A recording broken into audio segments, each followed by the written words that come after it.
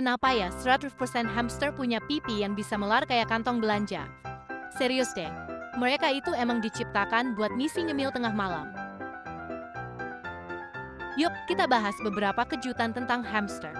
Hamster itu beneran bisa nyimpen makanan di pipinya, sampai ukurannya 3 kali lipat dari kepala mereka. Terus, dengerin ini, hamster itu jago banget kabur. Kalau ada jalan keluar, pasti mereka temuin. Ditambah lagi, mereka bisa lari sampai 13 km semalam di rodanya. Intinya, mereka itu pelari maraton mini. Oh ya, mereka juga super bersih, bisa menghabiskan berjam-jam buat dandaning diri sendiri.